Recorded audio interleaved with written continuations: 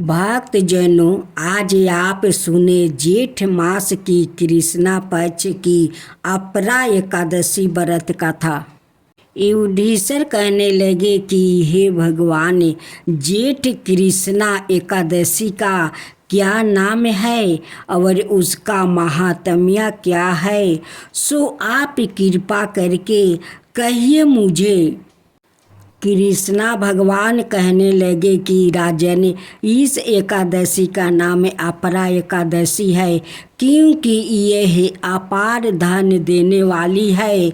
जो मनुष्य इस व्रत को करते हैं वो संसार में प्रसिद्ध हो जाते हैं।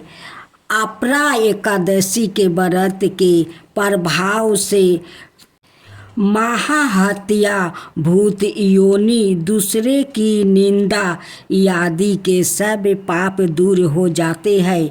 इस व्रत के करने से पर स्त्री गमन, झूठी गवाही देने वाला, झूठ बोलने वाला, काम तोलना, झूठ षड्यंत्र रचाना, ठग, ज्योतिषी और कपटी विद्याओं बनाना आदि सब पापों नष्ट हो जाते हैं। जो क्षत्रिय युद्ध में भाग जाए वो नरकगामी होते हैं, परंतु अपरा एकादशी का व्रत करने से वो भी स्वर्ग को प्राप्ति होते हैं।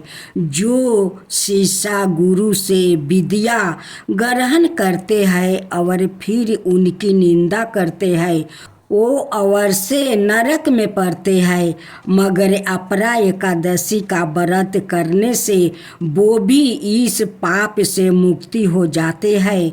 जो फल तीनों पुष्कर में कार्तिकेय पूर्णिमा को स्नान करने से या गंगा तट पर पितरों को पिंड दान करने से प्राप्ति होता है, वो ही अपरा एकादशी का व्रत करने से प्राप्ति होता है।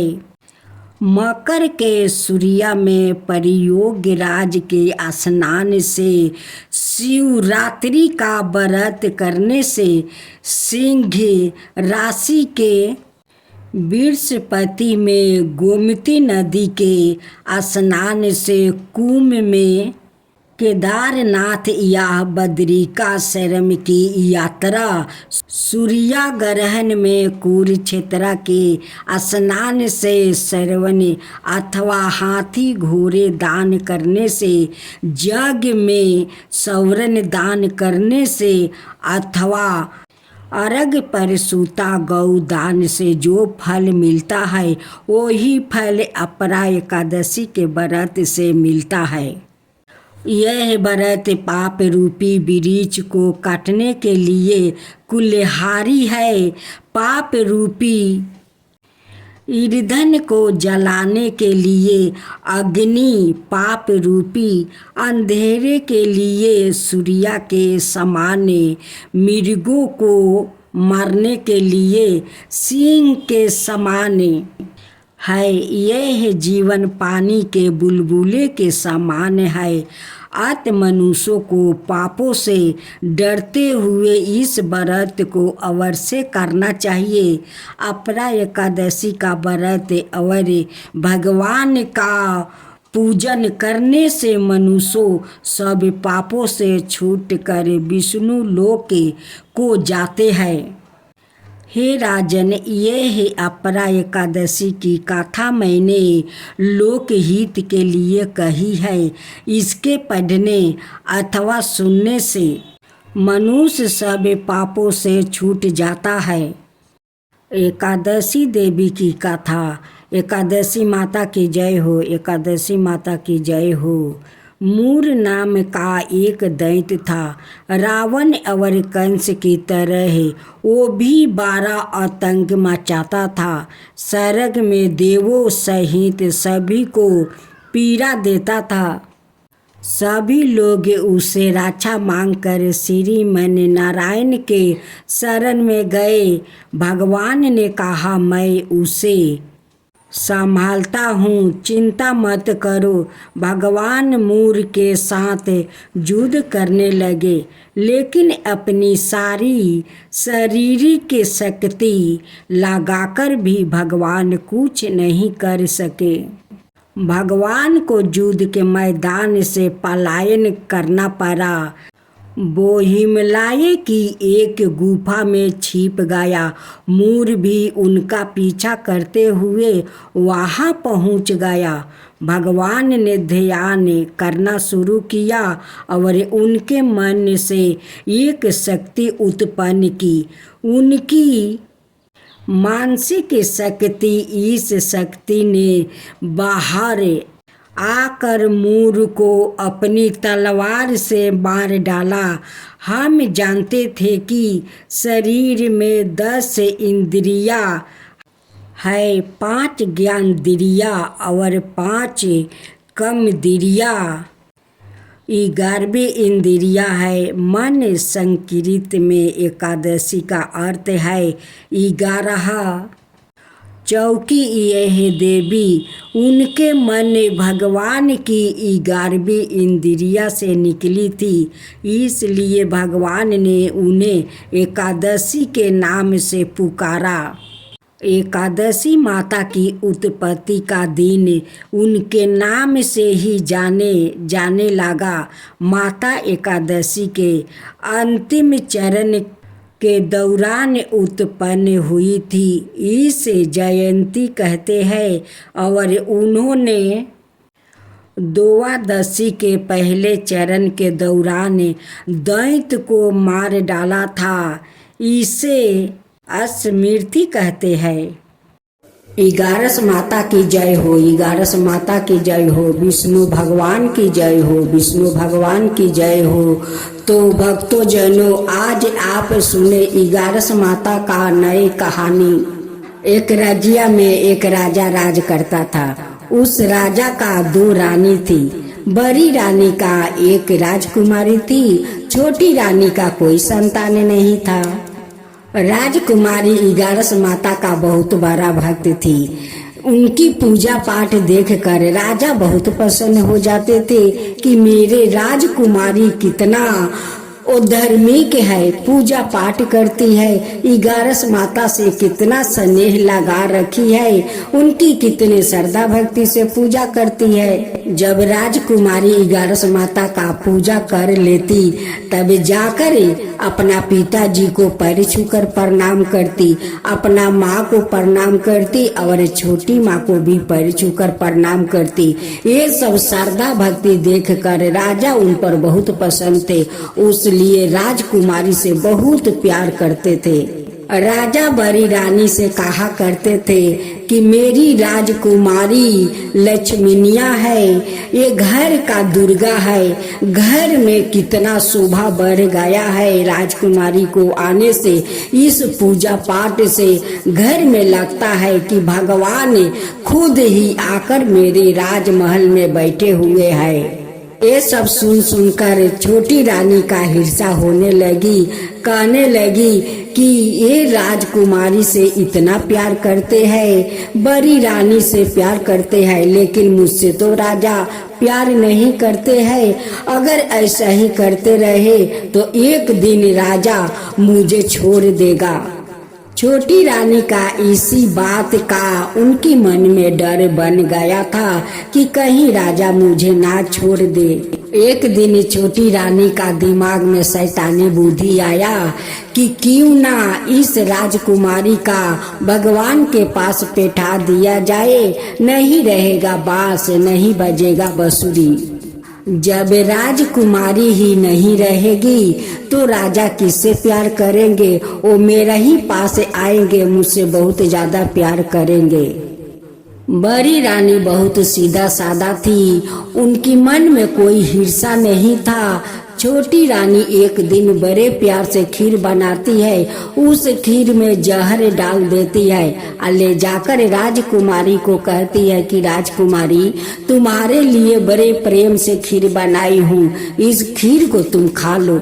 राजकुमारी कहने लगी कि छोटी माँ, आप तो मेरे लिए इतना प्यार से खीर बनाई है, तो आप अपने ही हाथ से मुझे खीर खिला दीजिए। तब छोटी माँ कहने लगी कि राजकुमारी, मुझे तो बहुत काम है, जाती हूँ मैं काम करने, काल फिर से तुम्हारे लिए खीर बना दूंगी और मैं अपना हाथ से तुम्हें खीर खिलाऊंगी। जो 11 माता का भक्त है उसे भाला कौन मार सकता है। वो खीर ले जाकर टेबल पर रखती है। वैसे ही 11 माता एक पगली का रूप धारण करती है और जाकर उस खीर को लेकर बाहर चली जाती है। राजकुमारी कहने लगी कि छोटी माँ इतने प्यार से मेरे लिए खीर बनाई, इस पगली ना जाने कहाँ से आई और मेरा खीर लेकर चली गई। राजकुमारी जाकर छोटी माँ से कहती है कि छोटी माँ, आपको दिए हुए खीर तो एक पागल ना जाने कहाँ से घर में आकर ढुक गया और खीर लेकर वो चली गई। छोटी रानी राजा का पास जाती है और कहती है कि राजा साहेब, दरवाजे पर पहरा क्या कर रहे थे कि एक पागल आकर राजकुमारी को खीर लेकर भाग गई। छोटी रानी का तो पहला प्लान तो खत्म हो गया। वो राजकुमारी नहीं खीर खाई और नहीं राजकुमारी को मृत्यु हुआ। छोटी रानी सोचने लगी कि इस बार तो राजकुमारी बच गई, लेकिन दूसरा बार वो नहीं बचेगी। छोटी रानी राजा से कहती है कि राजा साहेब, 2-4 और पहरा बैठा दीजिए, ना तो ऐसे ही पागल लोग आते रहेंगे और राजकुमारी का भोजन लेकर जाते रहेंगे, और आप 2-4 पहरादार बैठा दीजिए। अब छोटी रानी का बात सुनकर राजा 2-4 पहरादार और बैठा दिया और कहा कि देखो, तुम लोग ठीक से निगरानी करो कि घर का अंदर कोई ना आ सके।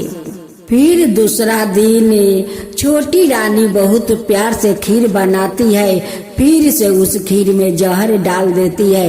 राजकुमारी से कहती है कि इस बार कोई आपको खीर आपसे दूर नहीं करेगा, आप खीर खा लो राजकुमारी।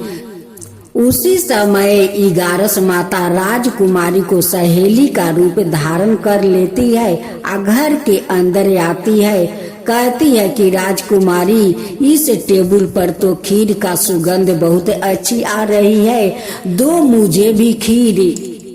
छोटी रानी कहती है कि तुम्हारे लिए एक खीर नहीं है, ये बस राजकुमारी के लिए मैं खीर बनाई हूँ, तुम्हारे लिए मैं दूसरी खीर बना दूंगी।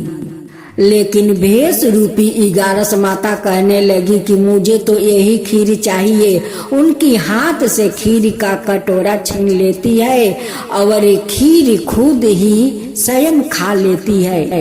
छोटी मूर्ख रानी को तो ये भी पता नहीं है कि साक्षात वो 11 माता थी, आकर अपना भक्त को बार बार वो बचा रही थी। छोटी रानी को तो बहुत गुस्सा आ रही थी और मन ही मन कह रही थी कि ये अभागिन का बार बार मैं जहर खिलाना चाहती हूँ और ये बार बार बच जाती है। छोटी रानी तो कह कर राजा से पहरादार तो लगवा दिया कि बाहर का मनुष्य महल के अंदर ना आ सके, लेकिन भगवान के लिए, देवी देवता लोग के लिए वो कैसे पहरा लगवा सकती है, वो कैसे रोक सकती है। देवी देवताओं तो वो जहाँ चाहे वहाँ जा सकते हैं, उन्हें तो कोई नहीं रोक सकता है। छोटी रानी सोचने लगी कि वो बार बार बच जाती है, इस बार ऐसा काम करूंगी कि भगवान को भी पता नहीं चलेगा। छोटी रानी का तो मन में डर बैठ गया था कि कहीं राजा राजकुमारी को ये राजबारी ना सौंप दे, अगर सौंप देगा तो मेरा क्या होगा। यही सब सोच कर राजकुमारी को वो बार बार मारने की कोशिश कर रही थी। इस बार तो छोटी रानी बहुत खतरनाक चाल चली। एक सपहेरा जा रहा था, वो देखती है कि एक सपहेरा जा रहा है। सपहेरा को चुप करके बुलाती है और उनसे कहती है कि ये सपहरिया, मुझे एक गम्मा सांप चाहिए, तू सांप आन दे, सांप के बदले तुझे बहुत सारा धन दूंगा। उसे कहती है कि देखो सपहरिया, एक पेटी में अच्छा से उसे पैक कर देना और उस पर लाल कागज चमकीले लगा देना कि किसी को पता नहीं चले कि उसका अंदर काल है। उस सपहरिया ने छोटी रानी का कहे मुताबिक काम किया। उसे पेटी में भर कर लाल कागज लगा दिया और रानी को लिया कर आस्ते देकर दे दिया कि रानी साहिबा लीजिए, आपका काम हो गया। राजकुमारी को तो भी पता नहीं था कि मेरी छोटी माँ मुझे मारने का बार बार कोशिश कर रही है। जिस देवी का राजकुमारी श्रद्धा भक्ति से पूजा करती है, भला उस देवी राजकुमारी को मृत्यु के मुख में कैसे जाने देती। शाम को पहर छोटी रानी उस पेटी को लेकर राजकुमारी का कमरे में जाती है। राजकुमारी से कहती है कि राजकुमारी, तुम्हारे लिए एक मैं उपहार लाई हूँ। बहुत दिन से सोच रही हूँ कि तुम्हें एक तोहफा दूंगी, सो तोहफा आज मैं तुम्हें देती हूँ। ये तोहफा को तुम पहले देखना, जब सुबह होगा तब अपना पिता और माँ को एक तोहफे के बारे में बताना। इस तोहफे के बारे में आज राजकुमारी किसी को मत बताना, नहीं अपना पिताजी को और नहीं अपनी माँ को। नहीं तो आज बता दोगी तो इसका मजा नहीं आएगा। मेरी तोहफा तो खराब हो जाएगा तो मजा कहाँ से आएगा। काल उठ कर पिताजी को माँ को बताओगी तो कितना वो लोग खुश हो जाएगा। रानी तो यही सोच रही थी कि वो तो आज मर जाएगी तो काल किसे वो बताएगी। राजकुमारी का तो मन में कोई छल कपट नहीं था, अपनी छोटी माँ को बात मान लेती है और रात को वो पेटी खोलती है। उस पेटी में देखती है तो 9 लाखा हार है। राजकुमारी बहुत खुश हो गई कि मेरी छोटी माँ कितनी अच्छी है, मेरे लिए 9 लाखा हार लाई है। वो तो सब 11 माता का कृपा था, उनकी चमत्कार था कि वो जहरीला सांप को 9 लाखा हार बना दिया। अब तो इधर छोटी रानी बहुत खुश है, राजा से हंस हंस कर बात करती है, बड़ी रानी से हंस हंस कर बात करती है। इतना खुश है, इतना खुश, वो मन ही मन कहने लगी। छोटी रानी बहुत खुश है, मन ही मन कहती है कि काल तो राजकुमारी का मृत्यु पर मैं थोड़ा शोक मना लूंगी। काल तो महल में मातम छा जाएगा, रोना धोना पड़ जाएगा। राजा साहब तो अपने ही हाथ से राजकुमारी को ले जाकर दफनाएंगे, तब मेरे मन को शांति मिल जाएगा। जब सुबह राजकुमारी 9 लाखा हार पहनकर अपना पिताजी के पास जाती है, पिताजी देखकर तो बहुत आश्चर्य हो जाते हैं कि राजकुमारी इतना अनमोल 9 लाखा हार तुम्हें कौन दिया।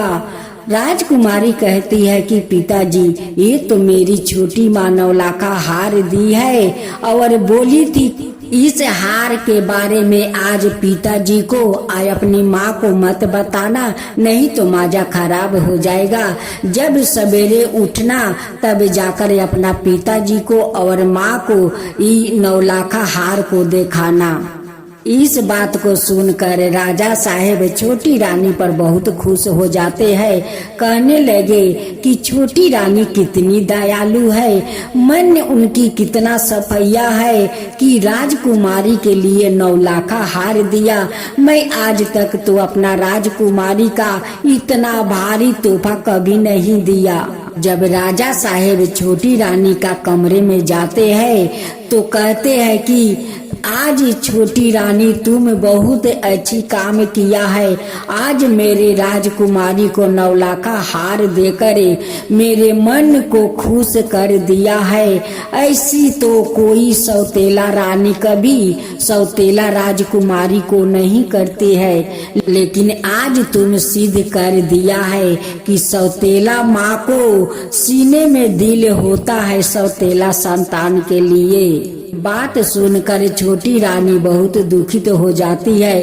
कहती है कि ये अभागिन का मैं बार बार मरना चाहती हूँ, आया अभागिन बाच जाती है।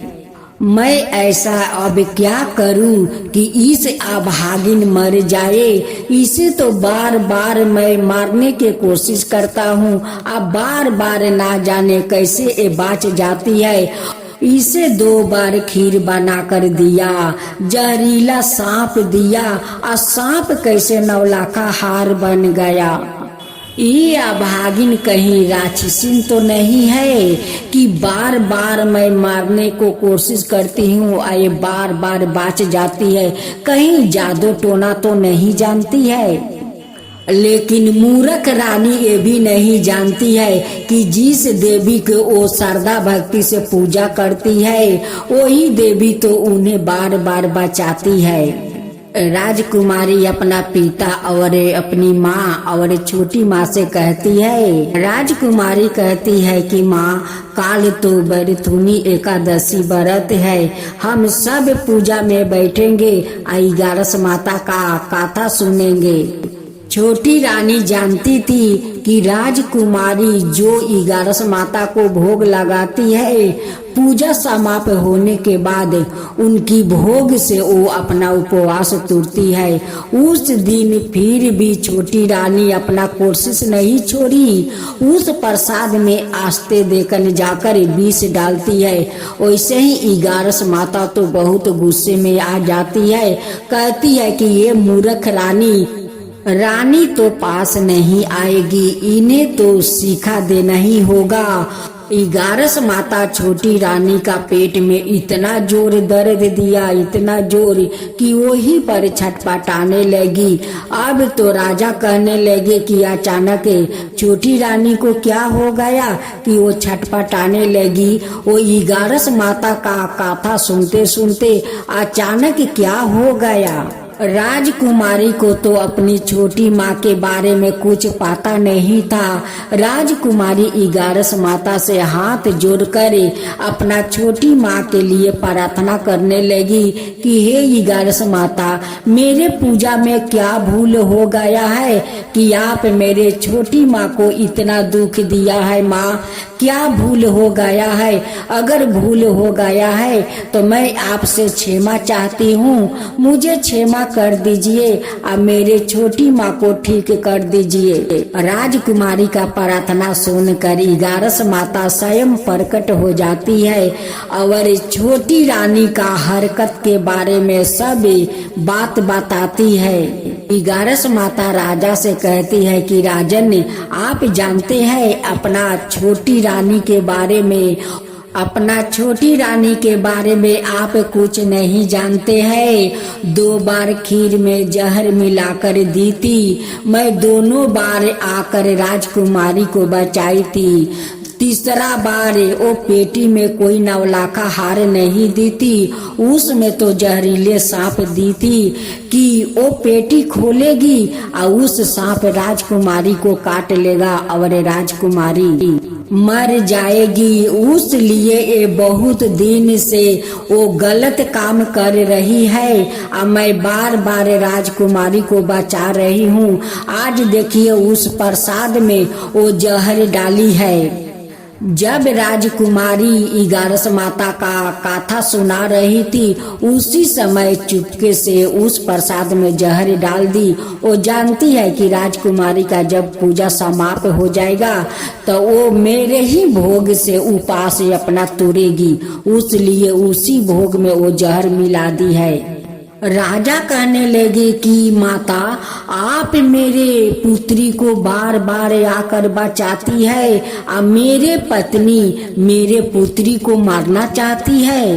राजा रानी 11 माता से क्षमा मांगती है और राजकुमारी कहती है कि माता अब मेरी छोटी माँ ऐसी काम कभी नहीं करेगी, उन्हें क्षमा कर दीजिए माता, उन्हें क्षमा कर दीजिए। मैं जानती हूँ कि अब मेरी छोटी माँ कभी ऐसा काम नहीं करेगी और वो आपका श्रद्धा पूर्वक वो व्रत करेगी।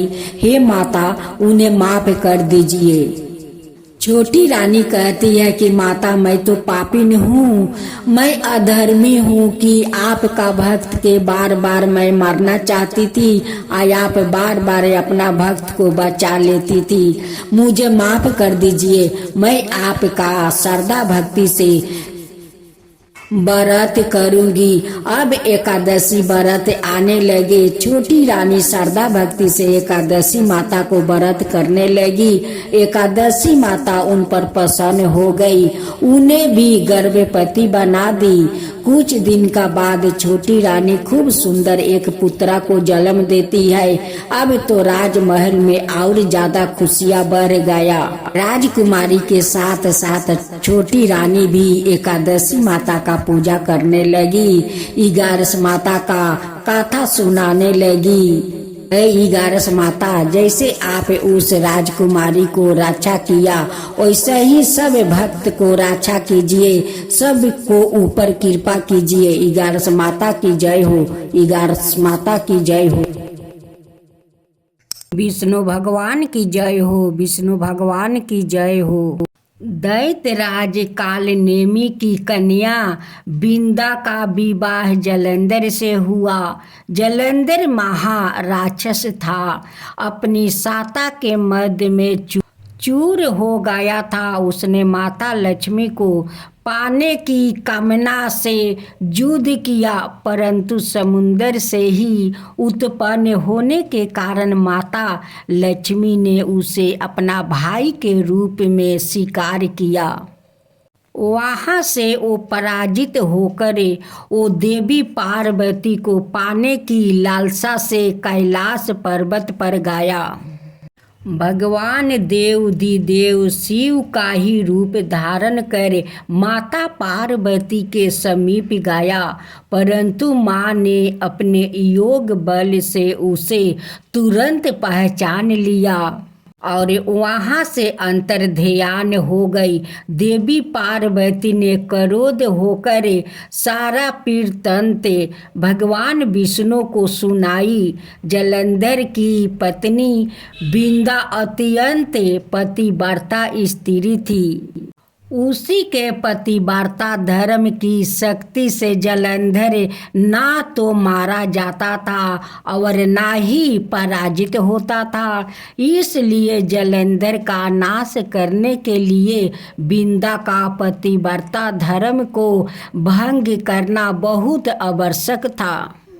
इसी कारण भगवान विष्णु ऋषि का भेष धारण कर वन में जा पहुँचे, जहाँ बिंदा अकेली बर्मन कर रही थी।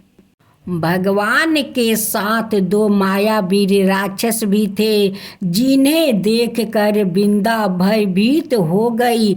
ऋषि ने बिंदा के सामने पल में दोनों को भस्म कर दिया। उनकी शक्ति देखकर बिंदा ने कैलाश पर्वत पर महादेव के साथ युद्ध कर रही थी। अपने पति जलंधर का बारे में पूछा। ऋषि ने अपने माया जाल से 2 बांदर प्रकट किया। एक बांदर के हाथ में जलंधर का सिर था और दूसरे के हाथ में धड़ था। अपने पति की यह दशा देखकर बिंदा मूर्छित होकर गिर पड़ी। होश में आने पर उन्होंने ऋषि रूपी भगवान से विनती की कि वो उसके पति को जीवित करे। भगवान ने अपनी माया से पूर्ण जलंधर का सिर धड़ से जोड़ दिया, परंतु सवाए भी वो उसी शरीर में प्रवेश कर गया। बिंदा को इस छल का तनिक भी आभास नहीं हुआ। जलंधर बने भगवान का साथ बिंदा पतिव्रता का व्यवहार करने लगी, जिससे उसका सतीव्रता भंग हो गया। ऐसे होते ही बिंदा का पति जलंधर युद्ध में हार गया। इसे सारी लीला का जब बिंदा को पता चला तो उसने क्रोध होकर भगवान विष्णु को हृदयहीन शिला होने का श्राप दे दिया। अपने भक्त के श्राप को भगवान विष्णु ने स्वीकार किया और शालिग्राम पत्थर बन गए। सृष्टि के पालनकर्ता के पत्थर बन जाने से ब्रह्मांड में अंश-तुलन की स्थिति हो गई। यह देख कर सभी देवी देवताओं ने बिंदा से प्रार्थना किया कि ओ भगवान विष्णु को श्राप से मुक्त कर दे। बिंदा ने भगवान विष्णु को श्राप मुक्त कर सवाए आत्मदाह कर लिया। जहाँ बिंदा भस्म हुई वहाँ तुलसी का पौधा उगा। भगवान विष्णु ने बिंदा से कहा, हे बिंदा, तुम अपने सतीव्रता के कारण मुझे लक्ष्मी से भी अधिक प्रिय हो गई हो। अब तुम तुलसी का रूप में सदा मेरे साथ रहोगी। तब से हर साल कार्तिक महीने का देवउठानी एकादशी का दिन तुलसी विवाह के रूप में मनाया जाता है। जो मनुष्य भी मेरे शालिग्राम रूप के साथ तुलसी का विवाह कराएंगे उसे इस लोक और परलोक में विपुल यश प्राप्त होगा। उसी दैत्य जलंधर की यह भूमि जलंधर नाम से विख्यात है। माँ तुलसी की जय हो, माँ तुलसी की जय हो, विष्णु भगवान की जय हो, विष्णु भगवान की जय हो। भक्तजनों, आज आप सुने माँ वैभव लक्ष्मी की व्रत कथा। शुक्रवार का दिन माँ वैभव लक्ष्मी को समर्पित होता है। इस दिन माँ लक्ष्मी की पूजा अर्चना और व्रत किया जाता है। माना जाता है कि शुक्रवार के दिन विधि विधान से पूजा करने से माँ लक्ष्मी का आशीर्वाद प्राप्ति होता है और उनका साथ हमेशा बना रहता है। माँ वैभव लक्ष्मी का व्रत वैसे तो कोई भी रख सकता है, मगर जो लोग काफ़ी समय से आर्थिक संकटों का सामना कर रहे हैं और उनकी परेशानी दूर नहीं हो रही है या फिर उन्हें सही रास्ता नजर नहीं आ रहा है, उन लोगों को हर शुक्रवार या व्रत पूरी श्रद्धा के साथ करना चाहिए। घर में दरिद्रता, कलेश, धन संकट, व्यापार में बरकत ना होने जैसी विपत्तियों से छुटकारा पाने के लिए हर शुक्रवार माँ वैभव लक्ष्मी का व्रत और पूजा करने का विधान है। कहा जाता है कि अगर लंबे समय के बाद भी किया जा रहे प्रयासों के बाद भी अगर कोई काम नहीं बन पा रहा है तो व्याकित को वैभव लक्ष्मी का व्रत जरूर करना चाहिए। इस व्रत को पुरुष और स्त्री दोनों ही कर सकते हैं। सुहागिन स्त्रियों के लिए यह व्रत ज़्यादा शुभकारी माना जाता है। व्रत का संकल्प लेने के दौरान मन में अपनी मनोकामनाओं अवश्य कहनी चाहिए। भक्त को अपनी श्रद्धा और सामर्थ्य अनुसार 9, 11 या 21 शुक्रवार तक माँ वैभव लक्ष्मी का व्रत जरूर करना चाहिए। शुक्रवार के दिन महिलाओं को ब्रह्म मुहूर्त में उठ जाना चाहिए। सभी नित्य कर्मों से निवृत्त होकर स्नादि कर ले। इसके बाद साफ वस्तु धारण करे और मंदिर की साफ सफाई कर ले। माँ लक्ष्मी का ध्यान करे और व्रत का संकल्प ले। पूरे दिन फलाहार कर आप व्रत कर सकते हैं। पूरे दिन उपवास के बाद शाम के समय फिर से स्नान करें। शाम के पूजा करने के लिए पूरब दिशा की तरफ मुंह करके बैठ जाइए। इसका बाद चौकी पर लाल कपड़ा बिछाए और उस पर बेभाव लक्ष्मी की तस्वीर या मूर्ति स्थापित करें। मूर्ति के पीछे या बगल में श्रृंगार रखे। मूर्ति या तस्वीर के सामने एक मिट्टी भर कर चावल का ढेर रख दे। इस पर पानी से भरा हुआ लंबे का कलश रख दे। कलश के ऊपर एक छोटी कटोरी रखे। इसमें सोने या चांदी का कोई आभूषण रख दे। वैभव लक्ष्मी के समक्ष लाल चंदन, गंध, लाल वस्तु, लाल फूल अवश्य रखे। प्रसाद में गाय के दूध से निर्मित चावल की खीर बनाए। अगर आप खीर नहीं बना पाए हैं तो सफ़ेद मिठाई का भोग भी लगा दे। पूजा के बाद लक्ष्मी स्तवन का पाठ, चालीसा और आरती करे। साथ ही माँ के नियम मंत्र का जप भी करे। ओम जय लक्ष्मी माता, मैया जय लक्ष्मी माता। तुमको निस दिन सेवते हरि विष्णु दाता। ओम लक्ष्मी माता, उमा राम ब्रह्मणी, तुम ही हो जग माता। सूर्य चंद्रमान धावते नारद ऋषि गाता। ओम जय लक्ष्मी माता। दुर्गा रूप निरंजनी, सुखी सनपति दाता। जो कोई तुमको धावते ऋषि रिधि सिद्धि धन पाता। ओम जय लक्ष्मी माता।